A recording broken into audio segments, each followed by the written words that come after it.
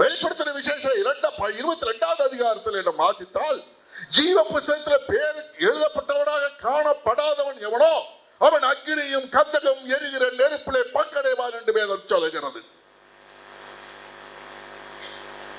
அதான் நம்ம எழுதியாச்சுல. நம்ம பரலோகத்துக்கு போய் திருப்தியா இருக்க முடியுமா? இருக்க முடியாது. ஜாக்கிரதை. அந்த ஜீவ புஸ்தகத்தை நாடுங்கள். ஏன் நாடணும்? அந்த ஜீவ புஸ்தகத்தில் இருக்கக்கூடிய நம் பெயர் கிரைக்கு போடாத அளவிற்கு நாம் நடந்து கொள்ள வேண்டும். ஒரு தடவை எழுதிட்டா கடைசி வரைக்கும் இருக்கும் என்பது அல்ல. இடைப்பட்ட காலத்திலே இது கிறுக்குவதற்கான உண்டான சூழ்நிலைகள் உண்டாகும். ஆகினால மேலானவைகளை தேடுவோம். இந்த ஜீவ புஸ்தகத்தை தேடுவோம். இந்த ஜீவ புஸ்தகத்துடைய பேர் இருக்கிறதா இருக்கிறதா இருக்கிறதா என்று ஒவ்வொரு நாளும் நம்முடைய ஆத்மாவை கேட்டுக்கொண்டே இருப்போம்.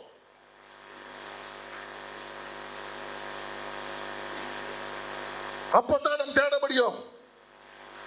ஒவ்வொரு நாளும் நம்ம மறுரூபமாகிக்கொண்டே இருக்க வேண்டும். அந்த ஜீவ புஸ்தகத்தில் இருக்கக்கூடிய பெயர் கிறுக்கப்பட்டு போகக்கூடாது.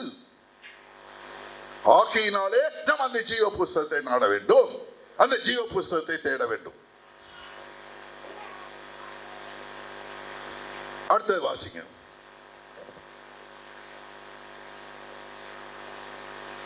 மத்தேயு 6வது அதிகாரம் 20 மற்றும் 21வது வசனங்கள். மத்தேயு 6வது அதிகாரம் 20 மற்றும் 21. பரலோகத்திலே உங்களுக்கு பொக்கிஷங்களை சேர்த்து வையுங்கள். உங்களுடைய பொக்கிஷங்களை சேர்த்து வையுங்கள்.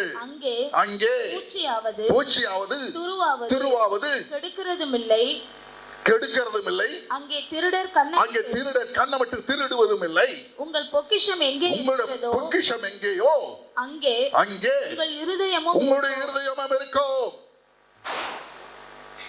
இங்க பேங்க் பாஸ் புத்தகத்தில் எடுத்து நமக்கு இன்னும் எவ்வளவு இருக்கு, எத்தனை லட்சம் இருக்கு, எத்தனை ஆயிரம் இருக்கு, இங்க பீரோல எத்தனை வச்சிருக்கோம், எத்தனை ஆயிரம் வச்சிருக்கோம், இத பார்க்க தெரியுது. பரலோகத்துடைய பொக்கிஷம் நம்ம கணக்குல எவ்வளவு இருக்குன்னு என்னைக்காவது பார்த்திருக்கீங்களா? யோசிச்சீங்களா? கேட்டீங்களா? ஆண்டவரே, இவ்வளவு நாள் நான் இருந்திருக்கிறேனே, என்னுடைய கணக்குல என்ன பொக்கிஷமாக சேர்ந்திருக்கிறது, எத்தனை ஆத்துமாக்களை நான் சம்பாதிச்ச பொக்கிஷங்களை சேர்த்து வைத்திருக்கிறேன், எத்தனை ஏழைகளுக்கு போஷித்து நான் அந்த பொக்கிஷத்தை பரலோகத்தில் சேர்த்து வைத்திருக்கிறேன். அதை பார்த்தீங்களா? தேடுனீங்களா? என்னைக்காவது கேட்டிருக்கீங்களா? அதை பார்க்கணும்னு யோசிச்சீங்களா? பூமிக்குரியவர்கள் அல்ல. இங்க இருக்க சொத்து சோத்தை பார்த்துக்கிட்டே தெரியாது. பரலோகத்துக்குரியதை தேடு. அங்கே ஜீவ புஸ்தகம் கிறுக்கு போடப்படும். பூமிக்குரியவர்களை பார்த்தா அங்கே கிறுக்கப்பட்டு போகும். ஏன்? பொக்கிஷம் எங்கேயோ அங்கே இருதயம் இருக்கும். இந்த உலகத்தில் நான் சொத்து சேர்க்கணும், இந்த உலகத்தில் நான் உபச்சாரம் பண்ணணும், இருதயம் பூரா அங்கே இருக்கும், இங்கதான் இருக்கும். ஒவ்வொரு நாள் பாப்பன பாருங்க, எத்தனை கொலை, எத்தனை வன்கொலை, எத்தனை புருஷன் பொண்டாட்டியை கொள்றான், பொண்டாட்டி புருஷனை கொள்றான், பிள்ளைய கொள்றாங்க. ஏன் இதெல்லாம் ஏன் நடக்குது? லவ் ஃபெயிலியர்னா உடனே தூக்கு மாட்டி செத்து போறான், கொலை பண்ணிட்டு எதுவுமே தெரியாது. ஒரு பொண்ணை காதலிக்கிறானே அந்த பொண்ணுக்கு தெரியாது, இவன் மட்டும் காதலிச்சிட்டு இருக்கா. ஒரு நாள் போய் கேட்கிறா, இல்லைன்னா அவளை குத்தி கொண்டு மட்டும் இவனுக்கு ஆகுறான். எங்க போகிறது உலகம்? யாருக்கு உத்தரவாதம் பண்ணுகிறது? ஒரு ஆத்மாவை கெட்டு போகிறது தேவனுடைய சித்தம் அல்லவே. இவர்களுக்காக யார் யுத்தம் பண்ண வேண்டும்? யார் உத்தரவாதம் பண்ண வேண்டும்? யார் ஜெபிக்க வேண்டும்? நம்ம தானே ஜெபிக்கணும், நம்ம தானே உத்தரவாதம் பண்ணணும், நமக்கு தானே வழி தெரிஞ்சிருக்கு. கிடைக்கிற தாளத்தை புதைச்சு வைக்காதே, கிடைச்ச தாளத்தை புதைச்சு வைக்காதே. அது வியாபாரம் பண்ணு, அதை வச்சு சம்பாரி.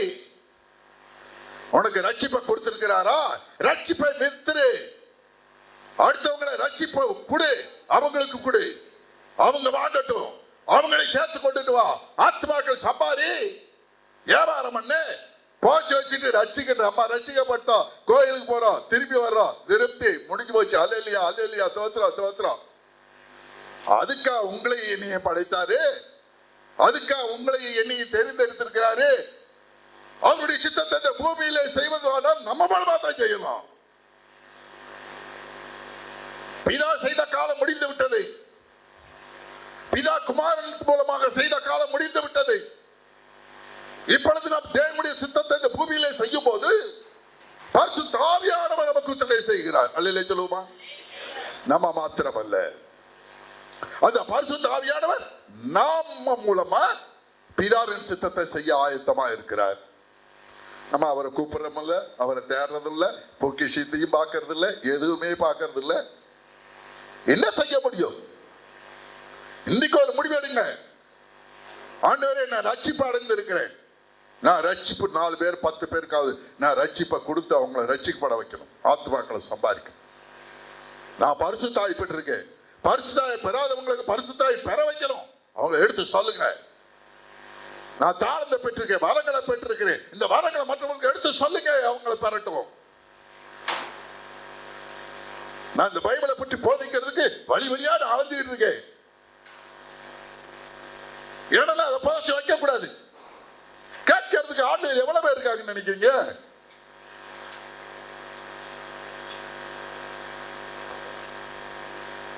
நம்ம செய்ய வேண்டிய கடமை நம்ம செய்யணும்.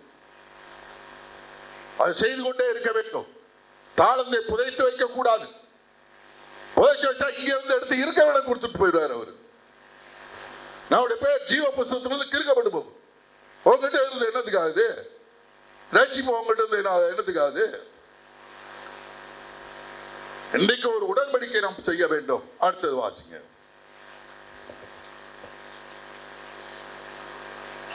2 கொரிந்தியர் 5வது அதிகாரம் 1வது வசனம்.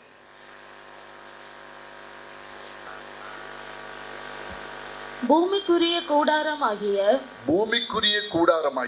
நம்முடைய வீடு அழிந்து போனாலும் தேவனால் கட்டப்பட்ட கைவேலை அல்லாத நித்திய வீடு பரலோகத்திலே நமக்கு உண்டு என்று அறிந்திருக்கிறோம்.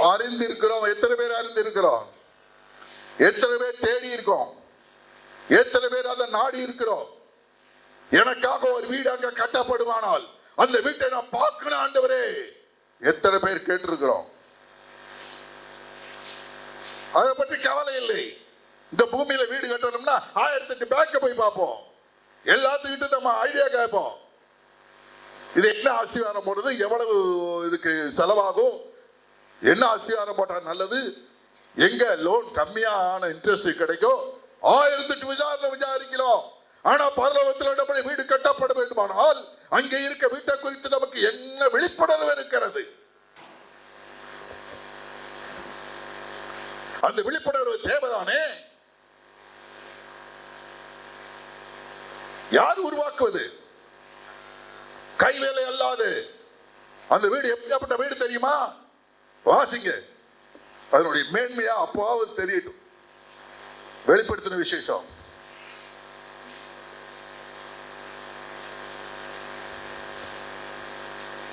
21வது அதிகாரம்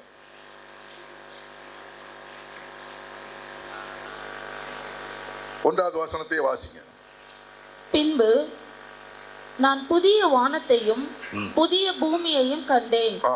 முந்தின வானமும் முந்தின பூமியும் ஒழிந்து போயின, சமுத்திரமும் இல்லாமற் போயிற்று. யோவானாகிய நான் புதிய எருசலேமாகிய பரிசுத்த நகரத்தை தேவனிடத்தில் நின்று பரலோகத்தை விட்டு இறங்கி வர கண்டேன். அது தன் புருஷனுக்காக அலங்கரிக்கப்பட்ட மணவாட்டியை போல ஆயத்தமாக்கப்பட்டிருந்தது. மேலும் பரலோகத்திலிருந்து உண்டான ஒரு பெரும் சத்தத்தை கேட்டேன். போதும். 16வது வசனத்தை வாசிங்க. அந்த நகரம் சதுரமாய் இருந்தது, அதன் அகலமும் நீளமும் சமமாய் இருந்தன. அவன் அந்த கோலினால் நகரத்தை அளந்தான். அது 12000 சாதி அளவாய் இருந்தது. அதன் நீளமும் அகலமும் உயரமும் சமமாய் இருந்தது. இதை என்னைக்காவது யோசிச்சு பார்த்திருக்கீங்களா? பரலோகத்தில் இருந்து இந்த வானமும் இந்த பூமியும் இந்த கடலும் இங்கே இல்லை. எப்படி இல்லாம போச்சு? ஏங்க இல்லாம போச்சு? எங்க போச்சு? இங்க இருக்க பூமியும் இங்க இருக்க வானமும் இங்க இருக்க கடலும் இவ்வளவு தண்ணியும் எங்க போச்சு?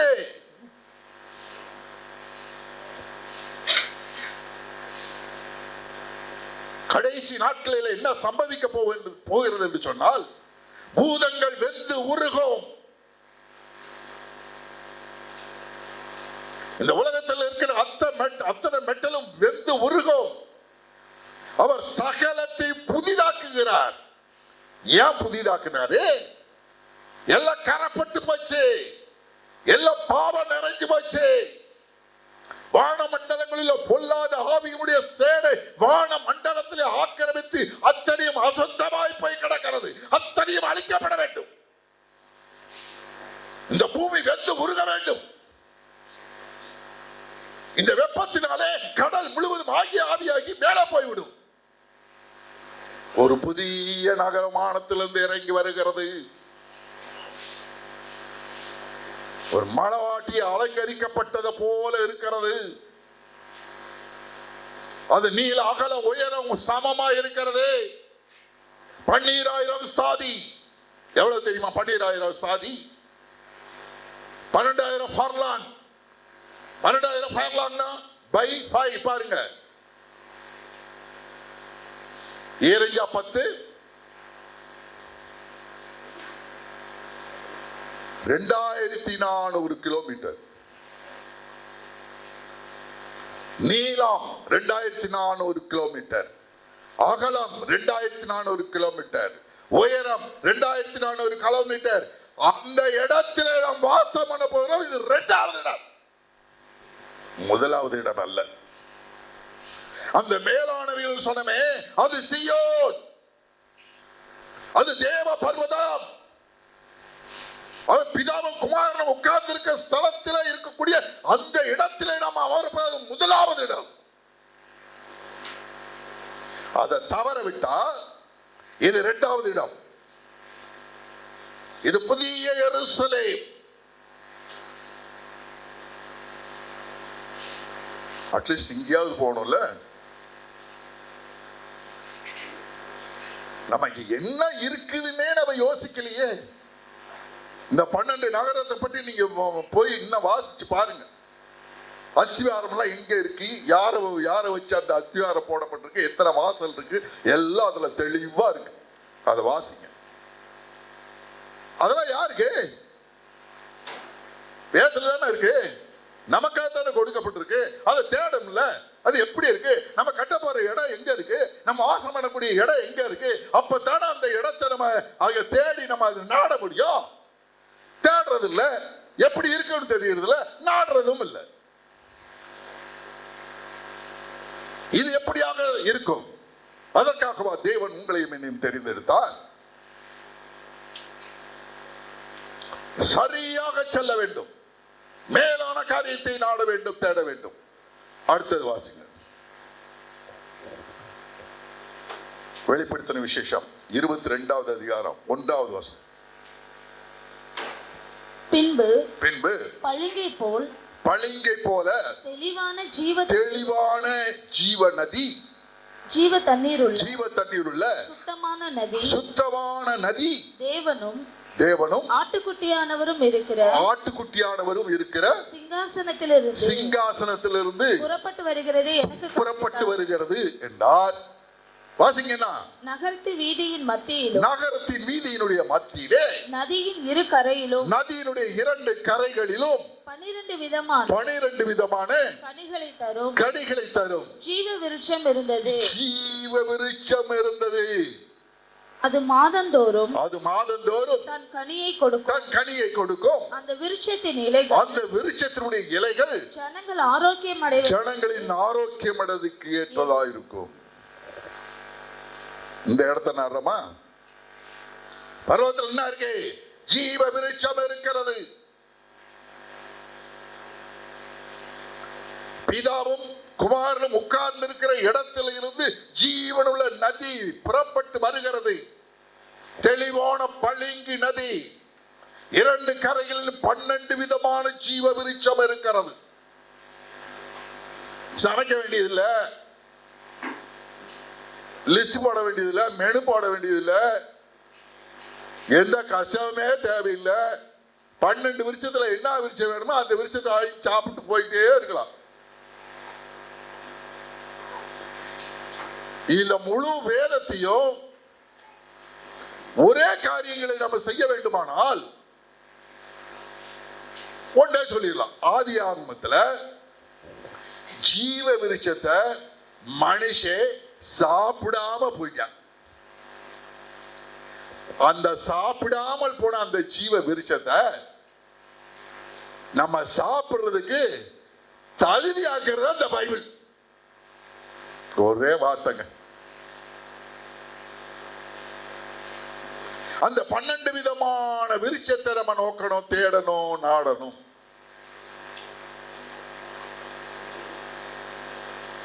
எந்த கவலையுமே இல்லை. நாடுறோமா? அந்த ஜீவ இன்னைக்காவது கனவு இந்த உலகத்தை பற்றி பேசுறாங்களே, நம்ம கனவு கண்டிருக்கோமா? பிதா உட்கார்ந்து இருக்கிறாரு, குமாரன் உட்கார்ந்து இருக்காங்க.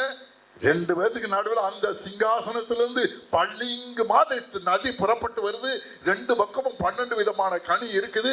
நான் அங்க போறேன், நான் அதை சாப்பிடுறேன், அது ரொம்ப இனிமையா இருக்கு. நான் ஜீவ தண்ணீரையும் குடிக்கிறேன், அந்த ஜீவ விருட்சத்தையும் கொடுக்கிறேன். நான் ஜீவனோடு சதா காலமாக நான் இருக்கிறேன். என்ன ஆனந்தம், என்ன சந்தோஷம் நினைச்சு பார்த்தோமா?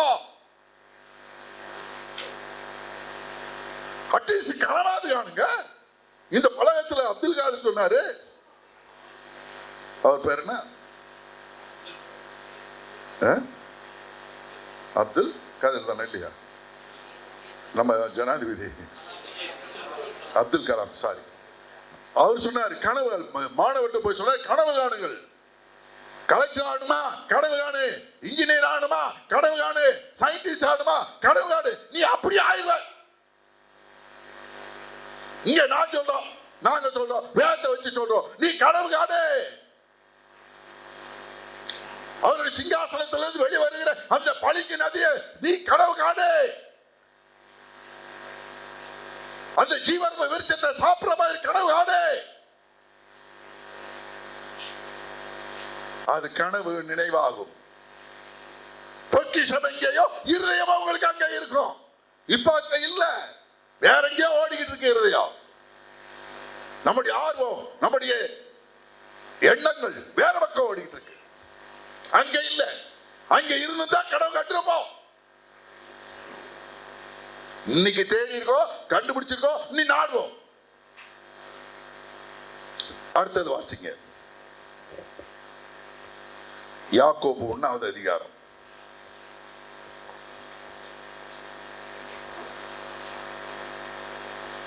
17வது வசனம். நன்மையான எந்த ஈவும், நன்மையான எந்த ஈவும், பூரணமான எந்த வரமும், பூரணமான எந்த வரமும் பரத்திலிருந்து உண்டாகி ஜோதிகளின் பிதாவிடத்திலிருந்து இறங்கி வருகிறது என்று அவரிடத்தில் யாதொரு மாறுதலும் யாதொரு வேற்றுமை நிழலும் இல்லை. அடுத்த வாசிங்க. அவர் சித்தம் கொண்டு தம்முடைய சிருஷ்டிகளில் நாம் முதல் பலன்களாவதற்கு நம்மை சத்திய வசனத்தினாலே ஜெனிப்பித்தார். போதும். அப்ப இந்த 1வது அதிகாரம் 17வது வசனத்துல ஞான வரங்கள் அங்கே இருக்கிறது. வாசிங்க, திரும்ப வாசிங்க. நன்மையான எந்த ஈவும், பூரணமான எந்த வரமும், எத்தனை வரம் இருக்கு? 9 வரங்கள் இருக்கிறது. அந்த 9 பூரணமான அந்த 9 வரங்களும் பிதாவுடைய ஜோதிகள் இடத்துல இருந்து தான் வரணும். அங்கே நாடுறோமா? எத்தனை பேர் வரங்கள் கேட்டிருக்கோம்? பரிசா விட்டு ஒரு அந்நிய பாஷை பேசிட்டு வேலையை முடிஞ்சு போச்சு. அதெல்லாம் யாருக்குங்க? வரங்கள்ல யாருக்கு வச்சிருக்கப்பட்டிருக்கு? 9 வரங்கள் யாருக்கு? வாசிங்க அந்த 9 வாரங்களும்.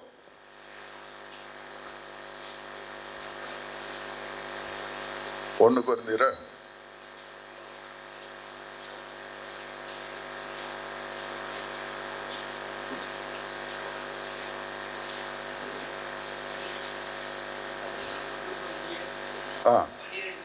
1 கொரிந்தியர் 12 வாசிங்க.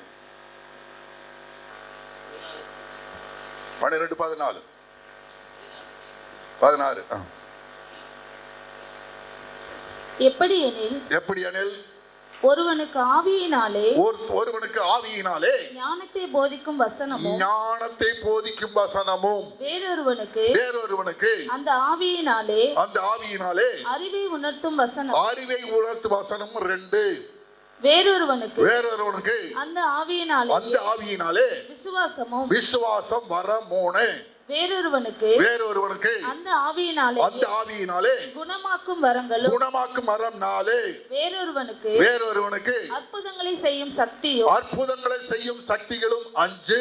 வேறொருவனுக்கு தீர்க்க தரிசனம் உரைத்தலும் வேறொருவனுக்கு ஆவிகளை பகுத்தறிதலும் வேறொருவனுக்கு பற்பல பாஷைகளை பேசுதலும் வேறொருவனுக்கு பாஷைகளை வியாக்கியானம் 9 வரை இருக்கு. இதெல்லாம் யாருக்கு? இந்த 9 வரமும் சபையில இருக்கணுங்க.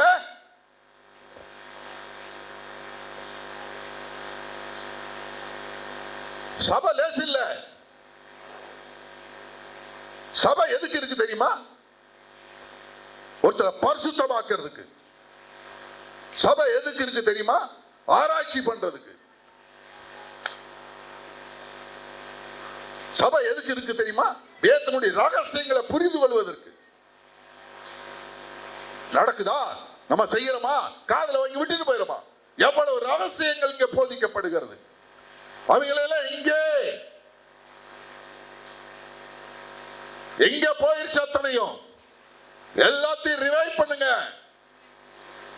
திரும்ப உயிரோடு எழுப்புங்க. செத்து போனதெல்லாம் எழுப்புங்க. அதுக்கு பிறகு செத்து போனவங்களை எழுப்பலாம். நமக்குள்ள செத்தவைகளை எழுப்பு. நாம் உயிரடைவோம். செத்தவங்களா இருக்கக்கூடாது. மருத்துவம் என்ன செய்ய மாட்டான்? பேச மாட்டான், தொட மாட்டான், நடக்க மாட்டான், எதுவுமே செய்ய மாட்டான். நம்ம எப்படி இருக்கோம்? சத்தியம் சொல்றதுக்கு நடக்கிறோமா? சத்தியம் சொல்றதுக்கு பேசுறோமா? ஆத்மாக்களை கூட்டிட்டு வரணும்னு நினைக்கிறோமா? உயிரோட செத்தவர்கள் அப்படி இருக்கக்கூடாது. அந்த நிலைமை மாறி, அந்த செத்த நிலைமையில மாறி நீ உயிரோடு எழுந்து பிரகாசிக்க வேண்டும். மேலானவைகளை தேட வேண்டும். நம்முடைய இருதயம் அங்க இருக்கணும். அதை தேட வேண்டும்.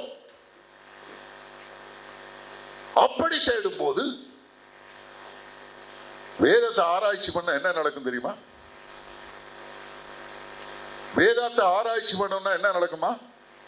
அது முதல் 2 வாரம் வேணும்னா வேதத்தை ஆராயணும். சங்கீதம் 1வது அதிகாரத்தை எடுத்து வாசிங்க. என்ன நடக்குன்னு பாருங்க. அது என்னைக்காவது நாடி இருக்கமா?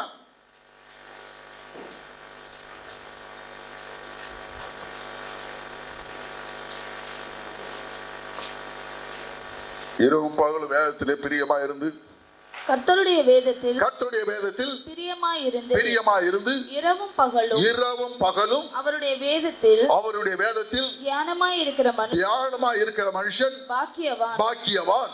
அவன் நீர்க்கால்களின் ஓரங்களிலே நடப்பட்டு தன் காலத்தில் தன் கனியை தந்து இலையுதிராத மரத்தை போல் இருப்பான். அவன் செய்வதெல்லாம் வாய்க்கும். எத்தனை பேர் விரும்புறீங்க? அல்லேலூயா சொல்லுங்க. அதெல்லாம் வாசம் தான். ஆனா வேதத்தை ஆராய மாட்டோம். செஞ்சு அதெல்லாம் வாய்க்க பண்ணிடணும். எத்தனை ஆசீர்வாதம், எத்தனை செக்கு நம்மகிட்ட ஆண்டவர் கொடுத்திருக்காரு. செக்க மாற்ற முடியாம இருக்கிறோமே.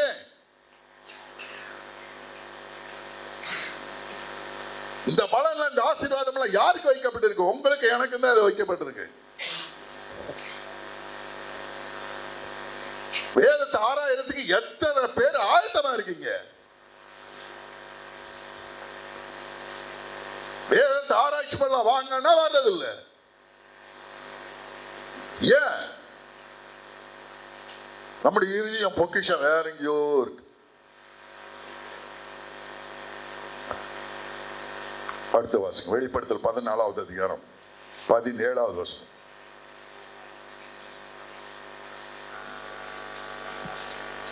பின்பு வேறொரு தூதனும் கருக்குள்ள அரிவாளை பிடித்துக்கொண்டு பரலோகத்தில் உள்ள தேவாலயத்திலிருந்து புறப்பட்டு வந்தான். தேவாலயத்திலிருந்து புறப்பட்டு வருகிறான். தேவாலயத்திலிருந்து கருக்குள்ள அரிவாளை பிடிச்சிட்டு இறங்கி வர்றாங்க. என்ன நடக்குதுன்னு பாருங்க. தொடர்ந்து வாசிங்க. அதை நம்ம இதுல எதா இருக்க போறோம்னு பாருங்க. அக்கினியின் மேல் அதிகாரமுள்ள வேறொரு தூதனும். இல்ல, முதல் தூதனை வாசிங்க. இன்னும் கொஞ்சம் மேல வாசிங்க. இன்னும் கொஞ்சம் மேல, அதே வசனத்துக்கு மேல 2 வசனத்துக்கு மேல வாசிங்க. பின்பு நான் பார்த்தபோது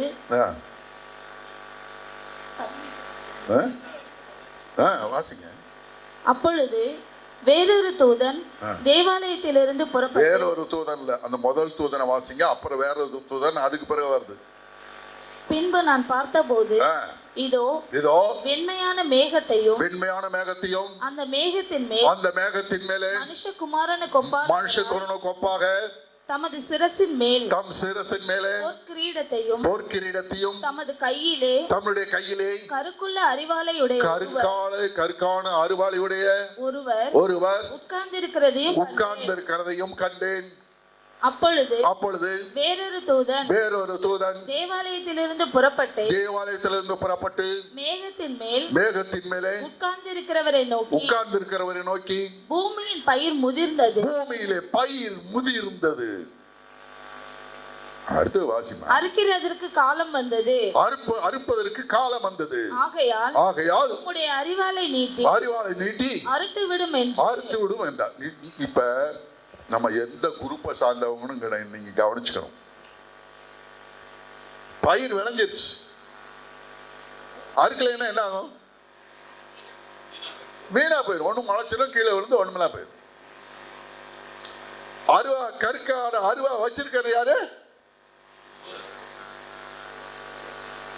யாரு? அதுதாங்க வேதத்தை பார்க்கணுங்கிறது. இயேசு கிறிஸ்து தேவகுமாரனுக்கு ஒப்பானவர். இது யாரு? இந்த பயிர் யாரு? சத்தமா சொல்லுங்க. தலையாட்டம் விட்டு பார்த்தாது. நம்ம தான் அல்லையிலே சொல்லுமா. இந்த பயிர் விளைஞ்சிருச்சு. அவர் அறுவாளை நீட்டினா போதும், எல்லாம் அறுபட்டு போச்சு.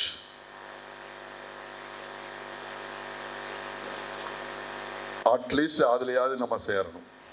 அதுக்கு அடுத்த ஒரு தூதன் பாருங்க, வாசிங்க.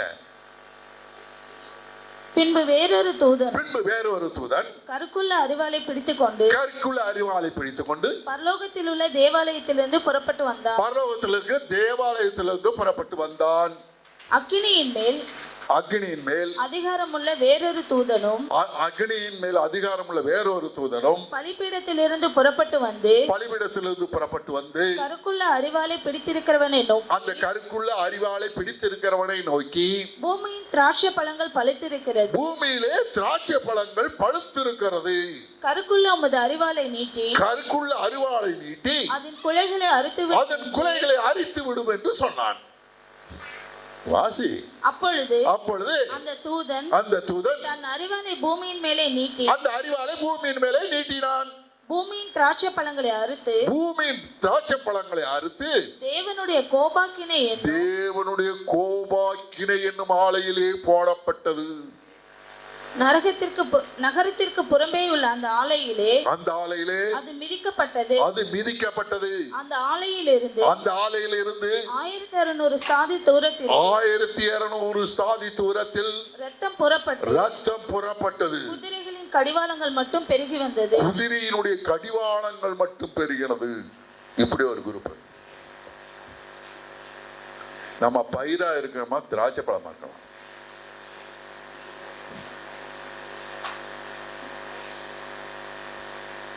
பயிராக இருக்க வேண்டும். திராட்சை கொலையாக இருக்கக்கூடாது. அது கோபாக்கினை என்னும் ஆலையிலே போடப்படுகிறது.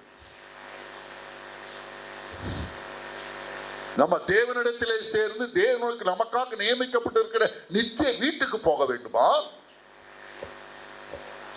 திராட்சை பழங்களா இருந்து இங்க கோபாக்கினைக்குள்ள போக வேண்டுமா?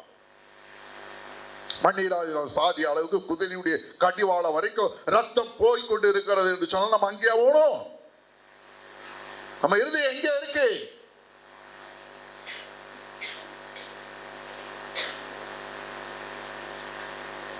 நல்லா யோசிச்சு பார்ப்போம். எல்லாம் முழங்கால் போடும். எல்லாம் சிந்திச்சு பார்ப்போம். இன்னைக்கு ஒரு முடிவுக்கு, தெளிவான ஒரு முடிவுக்கு வாங்க. ஆண்டவர்கிட்ட ஒரு உடன்படிக்கை பண்ணுங்க. மேலானவைகள் நாடன் முழங்கால் போடு. எல்லாம் முழங்கால் போடு. இப்ப நம்ம நாமே நிதானிக்கக்கூடிய நேரம். நம்ம ஆண்டவர்கிட்ட உடன்படிக்கை செய்யக்கூடிய ஒரு நேரம்.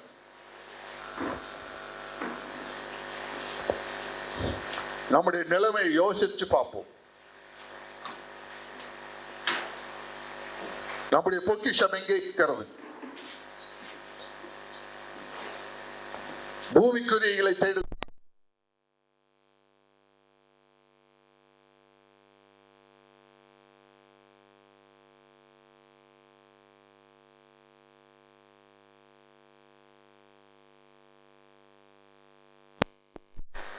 நான் வாஞ்சிக்கிறேன். வாஞ்சத்துக்கு வாஞ்சிக்கும் விருப்பத்துக்கு மேலாக கிரியை செய்கிற தேவன். ஆண்டவரே, என்னிடத்துல கிரியை செய்து அது எனக்கு தகுதிப்படுத்தும். சொல்லுவோம். பிதாவின் சித்தம் நாம் செய்ய வேண்டும். ஒரு மனிதனுக்கிட்டு போவது சித்தம் அல்ல. நம்ம இருக்கக்கூடிய வீட்டுக்கு நம்ம உத்தரவாதி. நம்ம இருக்கக்கூடிய தெருவுக்கு நாம் உத்தரவாதி. நாம இருக்கக்கூடிய அந்த கிராமத்துக்கு உத்தரவாதி. உத்தரவாதம் எடுக்கிறோமா? காயின் சொன்னது போல, நான் என்ன காவலாளியோ என்று சொல்லுகிறோமா? நான் தான் காவலாளி என்று அந்த உத்தரவாதத்தை எடுத்துக் கொள்கிறோமா? அந்த வீட்டுக்கு காவலாளி நாம் தான். அந்த தெருவுக்கு காவலாளி நாம் தான். அந்த ஊருக்கு, அந்த கிராமத்துக்கு காவலாளி நான் தான். இன்றைக்கு அந்த உத்தரவாதத்தை எடுத்துக்கொள்ள முடியுமா? ஆண்டவர்கிட்ட உங்களை ஒப்படைங்க. ஆண்டவரே, என்னுடைய ஆவி, ஆத்மா, சரீரம் முழுவதும் உம்முடைய கரத்திலே நான் ஒப்புக் கொடுக்கிறேன். ஆண்டவரே, ஆண்டவரே, நான் உத்தரவாதத்தை எடுத்துக்கொள்கிறேன். நான் வீட்டுக்கு போன அந்த நிமிஷத்திலிருந்து ஆண்டவரே, நான் உம்முடைய சித்தம் செய்வேன். ஆண்டவரே, சித்தம் செய்ய என்னை பலப்படுத்தும். எனக்குள்ள பயத்தை நீக்கி போடும். எனக்குள்ள வெட்கத்தை நீக்கி போடும். நாம் அவர்களுக்கு முன்பாக நாம வெட்கப்பட்டால் பிதா தூதர்களுக்கு முன்பாக நம்மை வெட்கப்படுத்துவார்.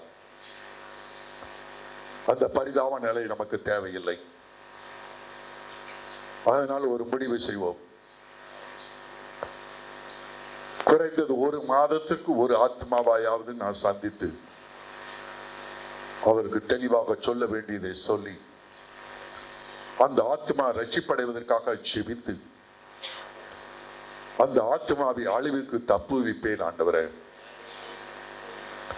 நான் அந்த உத்தரவாதத்தை எடுத்துக் கொள்கிறேன். நான் அல்ல, பரிசுத்த ஆவியானவருடைய துணையோடு நான் எடுத்துக் கொள்கிறேன். எனக்கு அந்த ஞானம் அல்ல, எனக்கு அந்த அறிவு இல்லை, அந்த துணிச்சல் எனக்கு இல்லை, அந்த தைரியம் எனக்கு இல்லை.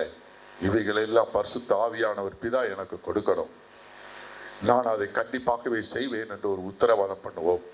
அது விரும்புகிறார், அவர் விரும்புகிறார்.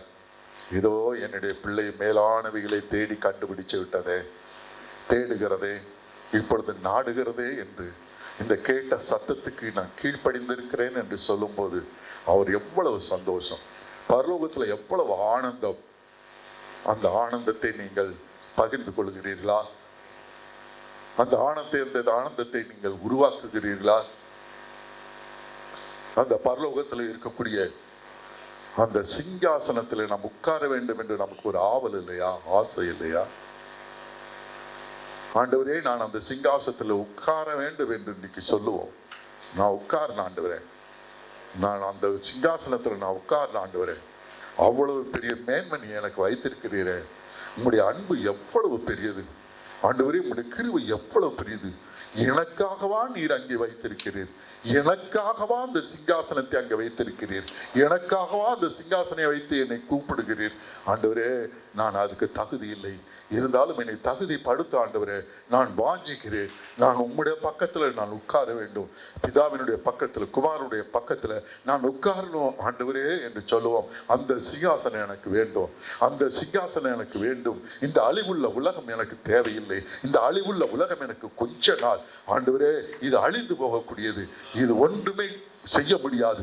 இதிலிருந்து கிடைக்கக்கூடிய இன்பம் சிற்றின்பம், இதிலிருந்து கிடைக்கக்கூடிய ஆனந்தம் இது சிறிய ஆனந்தம், இது அழிந்து போகக்கூடியது.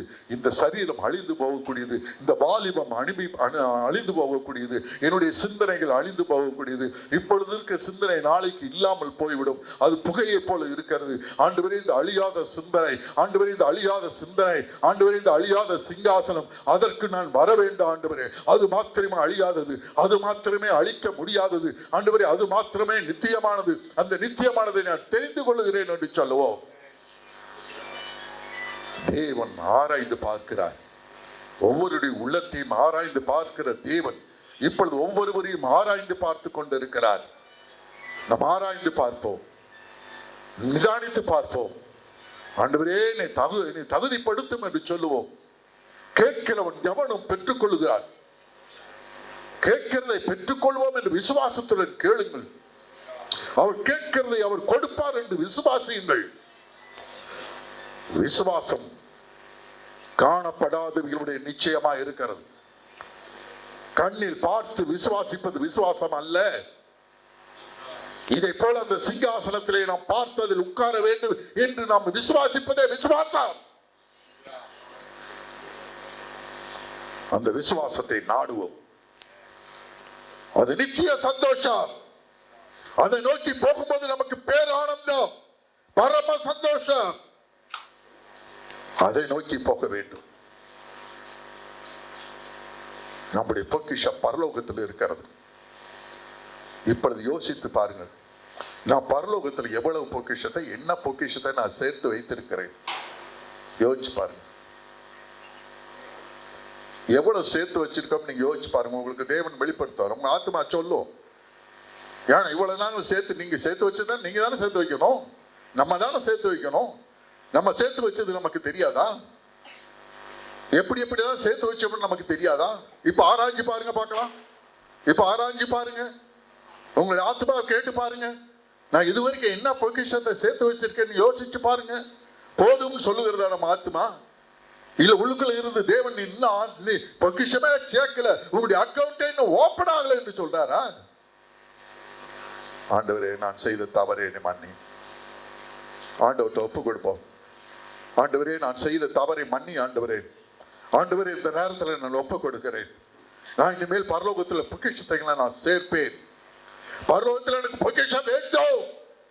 இந்த உலகத்தில் பொக்கிஷம் அழிந்து போகும். திருடர் கண்ணமட்டு திருடுவார்கள், பூச்சியும் துருவும் அரிக்கும். ஆனால் அந்த பொக்கிஷம் அழியாத பொக்கிஷத்தை ஆண்டவரே நான் சேர்த்து வைக்க வேண்டும் என்று இவ்வளவு நாள் நான் தேடவில்லை, இன்றைக்கு நான் தேடுகிறேன், அதை நாடுகிறேன் ஆண்டவர் என்று சொல்லுவோம். கர்த்தர் பலத்த காரியத்தை அவர் செய்வார். நம்மளே இருந்துதான் அவருடைய சித்தத்தை நிறைவேற்ற முடியும். அந்த சித்தத்துக்கு நம்ம பரிபூரணமா ஒப்பு கொடுத்தாலே மாத்திரம்தான் அவர் தன்னுடைய கரத்தில் எடுத்து அவர் செய்ய முடியும். நாம் விலகி ஓடினால் அவர் விட்டு விடுவார். பிதாவானால் கனம் எங்கே? பலவந்தம் பண்ணுகிறவர்கள் அதை பிடித்துக் கொள்ளுகிறார்கள். தன்னாலே வந்து நம்மளிடத்தில் விழுகாது. நாம் பலவந்தம் பண்ண வேண்டும். எனக்கு அந்த சிங்காசனம் வேண்டும், அந்த பொக்கிஷம் வேண்டும், எனக்கு ஆத்மா வேண்டும். பலவந்தம் பண்ணுங்கள். அப்பொழுது மாத்திரம்தான் நாம் அதை பிடித்துக் கொள்ள முடியும். அப்படி இல்லாமல் பிடித்துக் கொள்ள முடியாது. பலவந்தம் பண்ண வேண்டும். ஜீவ தண்ணீர் உள்ள நதிகள் அங்கே இருக்கிறது. தெளிவான பளிங்கு போல நதி. 2 கரைகளில் 12 விதமான ஜீவ விருட்சம். ஆரோக்கியத்திற்காக அதனுடைய இலைகள். யாருக்காக? உனக்கும் எனக்காக அங்கே வைக்கப்பட்டிருக்கிறதே. அந்த ஜீவ விருட்சத்தை நாம் புசிப்பதற்கு தகுதியா இருக்கிறோமா? அதை தேடுகிறோமா? அதை நாடுகிறோமா? இன்றைக்கு ஒரு முடிவுக்கு வருவோம். ஆண்டவரே, அந்த ஜீவ விருட்சத்தை நான் சாப்பிட வேண்டும். அந்த சிங்காசனத்திலே நான் உட்கார்ந்து, அந்த பளிங்கு நதியிலே நான் தண்ணீரை குடித்து, அந்த 12 விதமான ஜீவ விருட்சத்தை மாதந்தோறும் புது புது கனிகளா அது உருவாகி கொண்டு இருக்கிறது. அந்த கனியை நான் புசிக்கணும். எப்போது ஆனந்தமா நம்முடைய சமூகத்துல பணியாற்ற வேண்டும் சொல்லுவோம். எனக்கு அந்த வாஞ்சை இருக்கிறது ஆண்டவரே, அந்த வாஞ்சை இருக்கிறது. வாஞ்சை இருந்தாலே மாத்திரம்தான் நான் பெற்றுக்கொள்ள முடியும். பலவந்தம் பண்ணினாலே ஒலிய நம்ம அதை பெற்றுக்கொள்ள முடியாது. ஆண்டவரே, உம்மிடத்தில் ஞான வரங்கள் 9 இருக்கிறது. நான் பரிசுத்தாவி பெற்றதோடு இருக்கிறேனே. என்னுடைய நிலைமை மிகவும் ஆண்டவரே பரிதாபப்படக்கூடிய நிலைமையிலே நான் இருக்கிறேனே. குறைந்தது தீர்க்க தரிசன வரமாவது நான் பெற்றுக்கொள்ள வேண்டுமே. வியாக்கியான வரத்தையாவது நான் பெற்றுக்கொள்ள வேண்டுமே. ஞானத்தை போதிக்கும் வரத்தை நான் பெற்றுக்கொள்ள வேண்டுமே. சுகமாக்கும் வரத்தை நான் பெற்றுக்கொள்ள வேண்டுமே. விசுவாசத்தின் வரத்தை நான் பெற்றுக்கொள்ள வேண்டுமே. இதெல்லாம் எனக்காக வைக்கப்பட்டிருக்கிறது என்று அறியாமல் இவ்வளவு நாள் கண்மூடித்தனமாக நான் இருந்து விட்டேன். இந்த நேரத்தில் நான் பரிபூரணமாய் நான் என்னை ஒப்புக் கொடுக்கிறேன். ஆண்டவரே, நீ இந்த ஞான வரங்களை எனக்கு தாரோ. நான் பெற்றுக்கொள்ள வேண்டும். நான் பலவந்தம் பண்ணுகிறேன். இரவும் பகலுமாய் விடுவதில்லை. அங்கே யாக்கோபு அங்கே மனிதனோடு தேவ தூதனோடு அங்கே போராடியவன் ஜெயித்தான். போராடுவோம். போராட்டம் இல்லாமல் நான் வெற்றி பெற முடியாது. நான் உம்முடைய பிள்ளை. நான் சுதந்திரவாளி. எனக்காக வைத்திருக்கிறேன். எனக்கு அது வேண்டும். என்னுடைய அப்பாவின் சொத்து எனக்கு வேண்டும். ஜோதிகளுடைய பிதாவிடத்திலிருந்து வருகிற அந்த ஞான வரங்கள், பூரணமான வரங்கள் எனக்கு வேண்டும். அரைகுறையாக அல்ல, பூரணமான வரங்கள் நான் பெற்றுக்கொள்ள வேண்டும். இந்த நேரத்தில் ஒப்பு கொடுப்போம். ஒவ்வொருத்தரும் நீங்க ஜெபம் பண்ணுங்க. உங்களுக்கு ஆண்டவர் பேசி கொண்டிருந்தார். உங்களுடைய உள்ளத்திலே நீங்களே ஒரு முடிவு எடுத்திருப்பீர்கள். எனக்கு இந்த வரம் தேவை, எனக்கு இது ஏற்றதா இருக்கிறது, இந்த வரம் எனக்கு போதுமானது, இந்த வரம் எனக்கு தேவை. ஏதாவது முடிவுக்கு வாங்க பார்க்கலாம். அது ஆண்டவர்கிட்ட சொல்லுங்க. ஆண்டவரே, இந்த வரம் எனக்கு வேணும். நான் எப்படியும் பெற்றுக்கொள்ளணும். என்ன பாடுபட்டாலும் நான் பெற்றுக்கொள்ளணும். ஆத்மாக்கள்கிட்ட நான் பேசணும். சத்தியத்தை நான் பேசணும். அவர்களுக்கு தகுந்த மாதிரி பேசுறதுக்கு எனக்கு ஞானம் வேண்டும். இது எல்லாரும் மேலும் விழுந்த கடமை. ஏன்னா தேவ சித்தம் ஒரு மனிதனுக்கு கெட்டு போவது தேவ சித்தம் அல்ல. தேவ சித்தத்தை செய்யறவட மாத்திருந்த பரலோக ராஜ்யத்தில் பிரவேசிக்க முடியும். என்னை நோக்கி கர்த்தாவே கர்த்தாவே நான் தீர்க்க தரிசனம் சொன்னேன், அதை சொன்னேன், இதை சொன்னேன், சொஸ்தப்படுத்தினேன், அது முக்கியம் அல்ல. அதுக்காக சந்தோஷப்பட வேண்டாம். அதை விட மேலான காரியம் ஒன்று இருக்கிறது. இந்த வரங்கள் எல்லாம் எதற்கு என்று சொன்னால் ஆத்மாக்களை ரட்சிப்பதற்காக, ஆத்மாவுடைய மீட்புக்காக. இந்த வரங்கள் தேவை. எதுக்கு தேவை? இந்த வரங்களை பயன்படுத்தி அவர்களை ஆதாயப்படுத்த வேண்டும் என்பதற்காக. இந்த வரங்கள் வந்ததுனால பெருமை பாராட்ட வேண்டிய அவசியம் இல்லை. அவரு இலவசமா கொடுக்குறாரு, வாங்கி இங்கிட்டு கொடுக்குறோம், அவ்வளவுதான். இதில் நமக்கு பெருமை என்ன வேண்டியது இருக்கு? ஒரு பெருமையும் இல்லை. எந்த வரம் கொடுத்தாலும் அது ஒண்ணும் இல்லை, அவ்வளவு. நம்மளை பொறுத்தளவில் அது ஒண்ணும் இல்லை, அவ்வளவுதான். அந்த மனநிலைக்கு வர வேண்டும். அந்த நிலைமைக்கு வந்துட்டாலே சீஷர்கள் என்ன செஞ்சாங்க? நாங்க ஜோமோட பிசாசெல்லாம் போகுது. சந்தோஷப்படாத. பிசாசு போகுதுங்கிறதுக்காக சந்தோஷப்படாத. உன் பேர் ஜீவ புஸ்தகத்தில் இருக்குது இல்ல, அதை சந்தோஷப்படும். இந்த பூமிக்குரியவர்களை பற்றி சந்தோஷப்படுவது தேவனுக்கு பிரியம் அல்ல. அப்படி ஒரு காலமும் நாம் சந்தோஷப்படக்கூடாது. எந்த காரியத்துக்காகவும் சந்தோஷப்படக்கூடாது. ஆத்மாக்கள் ரட்சிக்கப்பட்டா சந்தோஷப்படலாம், அது பரலோக ராஜ்யமே சந்தோஷப்படுகிறோம். அது தேவன் மாற்றின காரியம், தேவன் செய்த காரியம். அந்த காரியத்துக்காக நம்ம ஒப்பு கொடுப்போம். நிச்சயமாக தேவன் நம்மை ஆசீர்வதிப்பார். கர்த்தருமாய் உண்டாகட்டும். அப்படியே ஜெப சிந்தையில் நம்ம இருப்போம். நிறைவு ஜெபத்தை பாஸ்டர் ஜீவன் ராஜ் அவர்கள் ஜெபம் பண்ணுவாங்க. தோற்றூர் பகுதியில் ஊழியம் செய்த பாஸ்டர் ஜீவன் ராஜ்.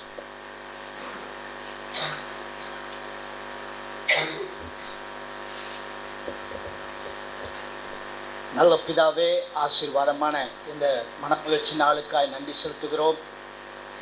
தேவ ஆவியானவர் இந்த நாளில் எங்களை ஒன்று கூடி வரப்பண்ணினீர். நாங்கள் நல்ல பாடி துதிக்கும்படி கிருபை செய்தீர். ஆண்டவரே, சங்கீதத்தில் சொல்லப்பட்டபடி கர்த்தருடைய சத்தம் வல்லமை உள்ளது என்று எழுதப்பட்டபடி பெண்மான்களை ஈனும்படி செய்கிற வசனமாய் வார்த்தையாய் இருக்கிறபடினாலே உம்முடைய ஊழியக்காரரை கொண்டு கர்த்தர் இந்த இடத்துல உம்முடைய சத்தம் தொனித்ததற்காய், கெர்ச்சித்ததற்காய், இருதயத்தை ஒப்பு கொடுக்கத்தக்கதாய் நீர் எங்களோடு பேசின நல்ல வார்த்தைகளுக்காய் உமக்கு நன்றி செலுத்துகிறோம். விசேஷமாய் எங்களை நாங்களே திரும்பி பார்க்க, ஒப்பு கொடுக்க, அர்ப்பணிக்க, கழுவப்பட, மீண்டும் உமக்காய் எழும்ப நீர் பேசின நல்ல வார்த்தைகளுக்காய் உமக்கு ஸ்தோத்திரம். மத்தேயு 10:20 வசனத்தின்படி உங்களில் இருக்கிற பரிசுத்த ஆவியானவரே பேசுவார் என்று எழுதப்பட்டபடி தேவ ஆவியானவர் இன்றைக்கு உம்முடைய ஊழியக்காரன் மூலமாய் நீர் எங்களோடு பேசின நல்ல கிருபையுள்ள வார்த்தைகளுக்காய் உமக்கு ஸ்தோத்திரம், ஸ்தோத்திரம், ஸ்தோத்திரம் ஐயா. விசேஷமாய் நாங்கள் மேலானவைகளை தேட வேண்டும் என்று சொல்லி எதை நாட வேண்டும், எதை தேட வேண்டும் என்பதை குறித்து நீர் எங்களுக்கு தெளிவாய் வேத வசனத்தின் சத்தியத்தின் அடிப்படையிலே ஆவியானவர் கற்றுக் கொடுத்த நல்ல சத்தியங்களுக்காய் உமக்கு ஸ்தோத்திரம், ஸ்தோத்திரம், ஸ்தோத்திரம் ஐயா. பிதாவாகிய விருப்பத்தின்படியாய் ஆண்டவரே உமக்கு ஸ்தோத்திரம். நாங்கள் ஆத்தும ஆதாயம் செய்யணும், அதுவே பிதாவுடைய போஜனமாய் இருக்கிறது என்று எழுதப்பட்டபடி நாங்கள் ஆத்தும ஆதாயம் செய்யணும் என்று சொல்லி ஆண்டவரே இன்றைக்கு நாங்கள் கற்றுக்கொண்டிருக்கிறோம். ஆண்டவர் ரட்சிக்கப்பட்ட நாங்கள் ஒவ்வொருவரும் அது எங்கள் மேலே விழுந்த கடமை என்பதை உணர்ந்தவர்களாய் இன்றைக்கு பேசின இந்த வசனத்துக்கு ஒப்பு கொடுத்தவர்களாய் இனி எங்கள் ஆண்டவரே நாங்கள் சந்திக்கிற மக்கள் ஆண்டவரே நாங்கள் பார்க்கிறவர்களுக்கு எப்படியாயும் நம்முடைய சுவிசேஷத்தை சொல்லி கர்த்தருடைய ராஜ்யத்துக்குள்ளே கொண்டு வரத்தக்கதான ஒரு ஆத்தும பாரம் இன்றைக்கே எங்கள் ஒவ்வொருவரையும் பற்றி பிடிக்கத்தக்கதாய் பிதாவின் சித்தத்தை நிறைவேற்றக்கூடியவர்களாய் இன்றைக்கு நாங்கள் தேடினதை நாங்கள் நாடத்தக்கதாய் ஆவியான எங்களுக்கு கிருபை பாராட்டும்படியாய் நாங்கள் ஜெபம் பண்ணுகிறோம். உமக்கு ஸ்தோத்திரம், ஸ்தோத்திரம். அதுபோல ஆண்டவரே ஸ்தோத்திரம். வாக்கு கடங்காத பெருமூச்சுகளோடு ஆவியான ஒரு வேண்டுதல் செய்கிறபடினாலே என்று எழுதப்பட்டபடி நாங்கள் திறப்புல நின்று மன்றாடி போராடி ஆத்துமாக்களுக்காய் கண்ணீர் வடிக்கணுமே, ஜெபிக்கணுமே. அப்படிப்பட்ட ஒரு ஜெப ஆவி எங்கள் ஒவ்வொருவரையும் பற்றி பிடிக்கணுமே. வெளிப்படுத்தின விசேஷத்தில் சொல்லப்பட்டபடி எங்கள் ஜெபம் ஆண்டவரே ஸ்தோத்திரமே நம்முடைய பொற்பாத்திரங்களே கணக்கு வைக்கப்பட்டிருக்கிறது என்று எழுதப்பட்டிருக்கிறதே. அந்த ஜெபத்து நிமித்தம் ஆத்துமாக்களுக்காய் வடித்த கண்ணீர் நிமித்தம் அந்த ஜெபத்து நிமித்தம் தேசம் நியாயம் தீர்க்கப்படும் என்பதை இன்றைக்கு நாங்கள் கற்றுக்கொண்டோமே. ஆண்டவரே சங்கீதத்தில் சொல்லப்பட்டபடி ஆண்டவரே ஸ்தோத்திரம்யா. கண்ணீரை எல்லாம் கணக்கில் துருத்திலே வைத்திருக்கிறவர். நாங்கள் ஆத்துமாக்களுக்காய், தேசங்களுக்காய், ரட்சிக்கப்படாத மக்களுக்காய், சபை சுத்திகரிப்புக்காய் திறப்புல நின்று மன்றாடி போராடி ஜெபிக்கத்தக்கதாய் அதையே நாடி தேடுகிறவர்களாய் இன்றைக்கு எங்களை அர்ப்பணிக்கும்படி கிருபை செய்ததற்காய் உமக்கு ஸ்தோத்திரம், ஸ்தோத்திரம், ஸ்தோத்திரம், ஸ்தோத்திரம் ஐயா. அதுபோல ஆவியானவரே உமக்கு ஸ்தோத்திரம். நாங்கள் கரையற்றவர்களாய், பிழையற்றவர்கள் மாசற்றவர்களாய் உம்முடைய ராஜ்யத்தில் வந்து நிற்கத்தக்கதாய் ஆண்டவரே ஸ்தோத்திரமையா பரிசுத்த ஜீவியம் உள்ளவர்களாய் நாங்கள் காணப்படணுமே. அதற்கு எங்களை இன்றைக்கு ஒப்பு கொடுக்கும்படி கிருபை பாராட்டினதற்காக உமக்கு ஸ்தோத்திரம். அப்படிப்பட்ட எங்களுடைய ஜீவியத்தை நாங்கள் காத்து கொள்ளணுமே ஆண்டவரே, பரிசுத்தமாய் வாழணுமே, சாட்சியாய் நிற்கணுமே. அந்த சித்தத்துக்கு நாங்கள் எங்களை ஒப்பு கொடுத்து அதை நாட, அதை வாஞ்சிக்க, உலகம் இச்சை மாமிஷம் ஆண்டவர் பிசாசுக்கு எதிர்த்து நிற்கத்தக்கவர்களாய் ஆண்டவரே உம்மை தரித்து பரிசுத்தம் உள்ளவர்களாய் எங்களை காத்து கொள்ளத்தக்கதாய் நீர் இன்றைக்கு பேசின நல்ல வார்த்தைக்கு ஒப்பு கொடுக்கிறோம். எங்களை அப்படிப்பட்ட அனுபவத்தில் ஆவியானவர்களை நடத்தும். அதுபோல கிருபா வரங்களை பெற்றுக்கொண்டு ஆண்டவரே ஆத்துமாக்கள் ஆதாயம் செய்து உங்க ராஜ்யத்தை நாங்கள் விரிவாக்கத்தக்கதாய் இன்றைக்கு எங்கள் ஒவ்வொருவரையும் நாங்கள் அர்ப்பணிக்கிறோம். அப்படிப்பட்ட வரங்களை நாங்கள் நாடத்தக்கதாய் தேடத்தக்கதாய் பெற்றுக்கொண்டு அதை நாங்கள் ஆத்துமாக்கள் ஆதாயம் செய்து நீங்க மகிமைப்படத்தக்கதாய் இன்றைக்கு எங்கள் ஒவ்வொருவரையும் ஒப்பு கொடுக்கிறோம். அப்படிப்பட்ட கிருபா வரங்களை எங்கள் ஒவ்வொருவரும் மேலும் விசேஷமாய் இன்றைக்கு வந்த ஒவ்வொருவருடைய மேலும் உம்முடைய வல்லமையில ஆவியானவர் இறங்கி அப்படிப்பட்ட விசேஷித்த வரங்களினாலும் வல்லமையினாலும் ஒவ்வொருவரையும் நிரப்பி ஆதாயம் செய்கிறவர்களாய் ஞானவான்களாய் தேவ ஆவியானவர் இன்றைக்கு அனல் மூட்டி எழுப்பும்படியாய் உம்முடைய ஒளியும் பிரகாசம் இன்றைக்கு இவர்களுக்குள்ளே பிரவேசிக்கத்தக்கதாய் உம்மை நோக்கி பார்த்து நாங்கள் ஜெபம் பண்ணுகிறோம். உமக்கு ஸ்தோத்திரம் ஸ்தோத்திரம் ஸ்தோத்திரம் ஐயா. விசேஷமாய் கடைசியாக நாங்கள் கற்றுக்கொண்டது போல தேவ சித்தத்தின்படியாய் ஆண்டவரே உமக்கு ஸ்தோத்திரம் ஐயா. உம்முடைய வருகையிலே நாங்கள் காணப்படணுமே. நீர் பிதாவின் வலது வாசத்திலே அமரும்படியான ஒரு பாக்கியத்தை நீர் எங்களை வைத்திருக்கிறீர் என்பதினாலே அந்த பரலோக வாஞ்சை, அந்த பரலோக சிந்தை, அங்கே பிதாவோடு அவருடைய எனக்கென்று வைத்திருக்கிற சிங்காசனத்திலே நான் அவரோடு கூட வாழப்போகிறேன் என்கிற நிச்சயம் உள்ளவர்களாய், அதையே வாஞ்சிக்கிறவர்களாய், அதையே நாடி தேடுகிறவர்களாய், அப்படிப்பட்ட ஜீவியமும் அனுபவமும் இந்த நாட்களில் எங்களை பற்றி பிடிக்க, கரையற்று பிரயற்ற பரிசுத்த வாழ்க்கைக்கு அர்ப்பணிக்க எங்களை ஒப்புக் கொடுக்கிறோம். கேட்ட சத்தியத்தின்படி ஆண்டவரே உம்முடைய வருகையில காணப்படத்தக்கதாய் எடுத்துக்கொள்ளப்படத்தக்கதாய் நல்ல பயிர்களாய் அம்பாரத்திலே சேர்க்கப்படக்கூடியவர்களாய் என்னையும் எங்களையும் மாற்றும்படி, உருமாற்றும்படி, பலப்படுத்தும்படி ஆவியான அப்படியே நீ அனல் மூட்டி எழுப்பும்படி உம்முடைய சமூகத்தில் எங்கள் ஆவி ஆத்துமா சரீரத்தை தாழ்த்துகிறோம். கேட்ட சத்தியத்தின்படி நடக்க, ஜீவிக்க, நாட, தேட எங்களை ஆவியான கிருபை பாராட்டும். இந்த மேலான அனுபவத்துக்குள்ளே எங்கள் ஒவ்வொருவரையும் இந்த நாளிலிருந்து பயன்படுத்தும். அப்படிப்பட்ட கிருபைகளை தாரும், ஆசீர்வதியும். நீர் அப்படி செய்ய போற தயவு கிருபைக்காய் ஸ்தோத்திரம். விசேஷமாய் இன்றைக்கு வந்திருக்கிற எல்லா தேவ பிள்ளைகளுக்காய் ஆண்டவரே குடும்பம் உண்டு, வேலைகள் உண்டு, குடும்ப பொறுப்புகள் உண்டு. அதன் மத்தியிலும் இன்றைக்கு கர்த்தருடைய சத்தத்தை கேட்கணும், தேவனுடைய பாதத்தில் அமர்ந்திருக்கணும் ஆண்டவரே என்று சொல்லி வாஞ்சியோடு வந்திருக்கிற ஒவ்வொரு தேவ பிள்ளைகளையும் கர்த்தர் நீர் ஆசீர்வதிப்பீராக. அவருடைய குடும்பங்களை ஆசீர்வதிப்பீராக, பிள்ளைகளை ஆசீர்வதிப்பீராக, தொழிலை ஆசீர்வதிப்பீராக. தேவ சமாதானமும் சுகமும் அவருடைய அலங்கத்துக்குள்ளும் இல்லத்துக்குள்ளும் இயேசுவின் நாமத்தினால் உண்டாகும்படியாய் வாழ்த்தி நாங்கள் ஜெபம் பண்ணுகிறோம். தொடர்ந்து ஆண்டவரே ஸ்தோத்திரமையா. இன்னும் வரை நடைபெற்ற தேவ பிள்ளைகளையும் நினைவு கூறுகிறோம். இப்படிப்பட்ட சத்தியங்கள் இனி கடைசி காலத்திலே கிடைக்காதே என்பதை உணரத்தக்கதாய் தொடர்ந்து உம்முடைய சித்தத்தை ஆண்டவரே உம்முடைய சமூகத்தை வாஞ்சித்து ஓடி வருகிறவர்களாய் ஒவ்வொருவரையும் மாற்றுங்க, அனல் மூட்டி எழுப்புங்க. சபை ஆண்டவரே தேவ ஜனங்களுக்குள் ஒரு உணர்வுள்ள இருதயத்தை தாரும். சங்கீதக்காரன் சொன்னது போல ஆண்டவரே எனக்கு உணர்வுள்ள இருதயத்தை தாரும் என்று சொன்னது போல இன்னைக்கு தேவ ஜனங்கள் வராத மக்கள் ஒவ்வொருவரோடுக்கும் ஒரு உணர்வுள்ள இருதயத்தை கர்த்தர் கொடுத்து சபையில் நடக்கிற ஆராதனைகள், ஒழுங்குகள் எல்லாவற்றிலும் பங்கு பெற, கழுவப்பட, மீண்டும் ராஜ்யத்தில் சேரப்படணும் என்கிற வாஞ்சையின் துடிப்பும் உண்டாகத்தக்க ஜனங்களாய் மாற ஆவியான ஒவ்வொருவரும் உருவாக்கும்படியாய் நாங்கள் ஜெபம் பண்ணுகிறோம். நாங்கள் கேட்ட இந்த சத்தியத்திற்கு எங்கள் ஆவி ஆத்மா சரீரத்தை ஒப்புக் கொடுக்கிறோம். மேலானவைகளை தேடவும் நாடவும் ஆண்டவரே ஆவியானவர் எங்களை இந்த நாளிலிருந்து உருவாக்கும்படி ஜெபம் பண்ணுகிறோம். நீர் அப்படி செய்ய போற தயவு கிருபைக்காய் ஸ்தோத்திரம். இந்த நாளில் வந்த சகல மகிமையும் கனமும் ஸ்தோத்திரம் உமக்கே செலுத்துகிறோம். இயேசு கிறிஸ்துவின் நாமத்தினால் ஜெபிக்கிறோம் நல்ல பிதாவே.